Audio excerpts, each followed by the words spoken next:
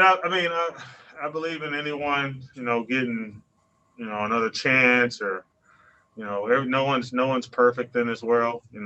He's who without sin cast the first stone. Um, it's I'm here for him.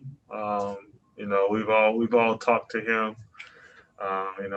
He's shown how much that he wants to be here, and I think he's showing it by the way that he's going about his business every day, the work that he's putting in, the amount of work on the field, off the field. So him having the chance, I'm sure he's grateful for that, and he's I'm sure he's learned from what he's done, and yeah, I mean, him getting an opportunity, a chance, it's good for him.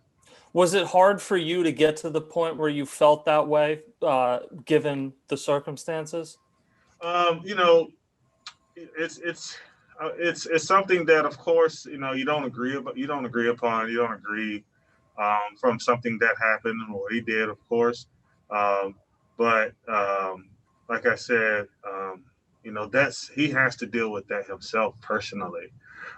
It's not up to me to take something away from him or give him something. That's not what I do. But what I can do is I might have some personal things that I may not like, but at the end of the day, he's a human being, and I'm going to treat him that way.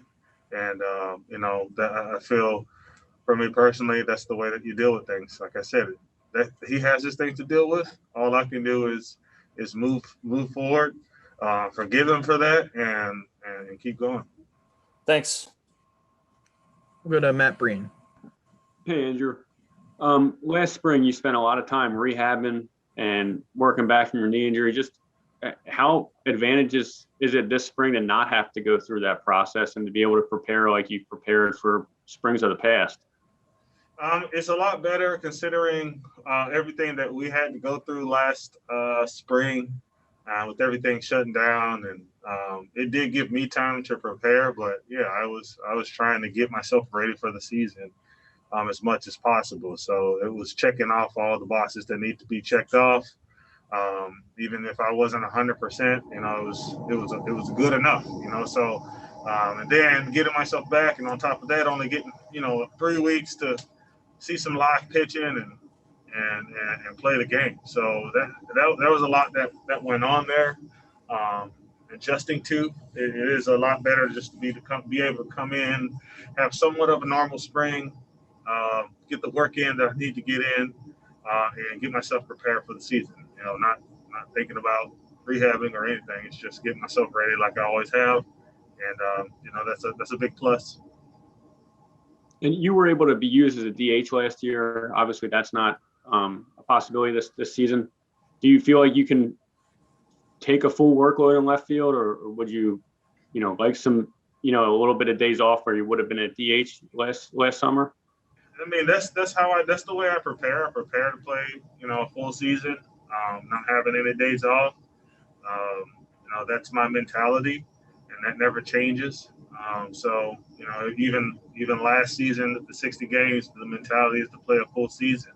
Now, I can't speak for everyone. I can't speak for the management or who makes those calls.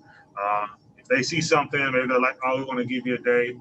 All I can do is say, "I want to play," but there's only one way you can keep playing, and that's if that shows how you're doing out there on the field, how you look out there, how you're performing. If you're doing well, then you're going to stay out there. So, I'm just like I said, the mentality is to play a full season, yeah, I mean, I feel a lot better than I did, this time last year. Yeah, and what did you think of the offseason? Were you like when the offseason ended, were you optimistic that JT and Didi would be brought back, or were you surprised when they were able to bring both guys back, just because teams seemed to really scale back on spending this winter? Yeah, I mean, I was, the hope was that we were going to have the same team that we did, in 2020, and then with the addition of some arms, and yeah, we were able to bring both those guys back, and I was very excited about it. It was something from a personally, I wanted them back. They're great players on the field, but they're great guys as well, and it was we needed to fill those voids, and I was happy that we were able to get both of those guys, and they're going to be able to bring a lot to the table like they did this past season and the season before with JT, and really looking forward to just playing a full season, with them. And the last thing, you're like just from social media seem to be like really knowledgeable about baseball history. Dick Allen died in December, and you guys are going to be wearing a patch for him this year. I'm just curious, how much do you know about his story? And a lot of people say that he's almost like a modern day Jackie Robinson. About 20 years after Jackie Robinson came through, he faced a lot of the same problems. Is there did you know a lot about him before Philadelphia, and what do you kind of think about his story? Yeah, I mean, I did know a little bit about him prior to coming here. Just how beloved he was. He was a guy who went about his business, and he didn't take no for an answer. Even back then, when the odds were really against him. He had to deal with a lot of adversity.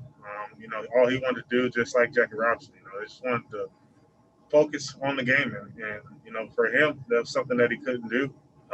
And so, I did get to know a little bit about him. I was very, very happy that I was able to meet him. I'm looking forward to representing him, wearing the patch, and maybe if there's even other things that we can do, or if I can do personally, like I'm looking forward to that because he brought a lot to the game and even to this franchise. He's going to go down. He's going down in the history books as a great player, a great person, great personality. But what I said before, what I like most about him is, it didn't matter about his surroundings. He wanted to go. He wanted to do what was right, what he felt was right, and if he believed in it, he did it. Thanks a lot, Andrew.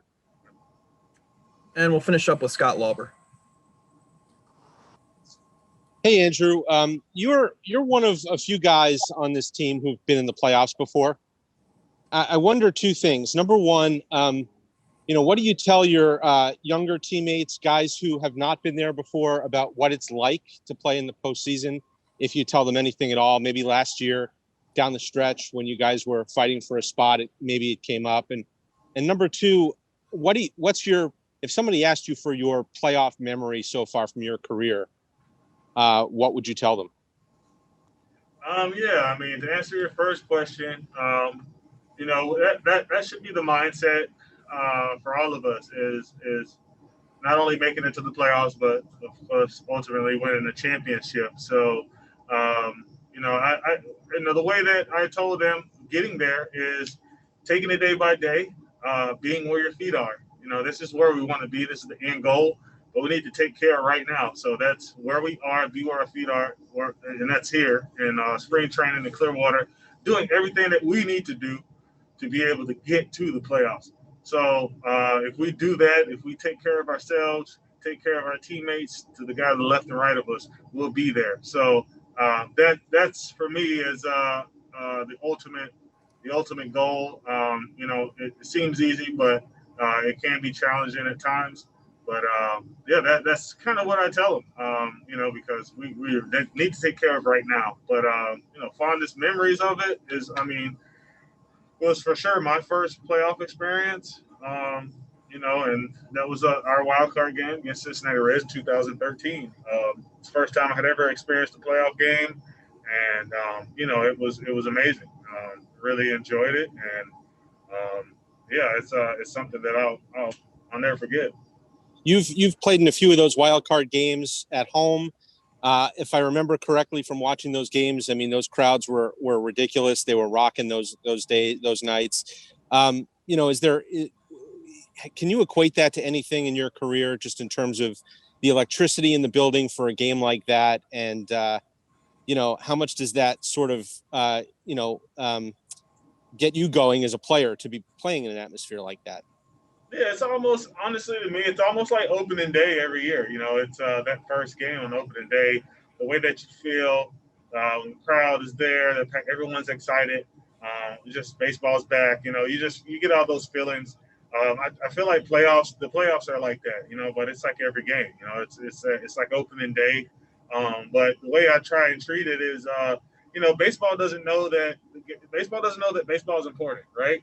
Baseball is baseball. So at the end of the day, you're throwing, hitting, catching. You're doing the same stuff that you did for 162 games in the spring training. So you make it what you want. It's all in your head. It's all in your mind. The way you treat it. I don't take it lightly, but the way that it helps me just to go out there and perform is, you treat the game the same way that you would treat game one, middle of the season, towards the end of the season. You playing hard every single day. So I've had my fair share of wild card games, 13, 14, 15, 18, all wild card games. Advanced into the first round in a couple of them. Never made it past the first round. So,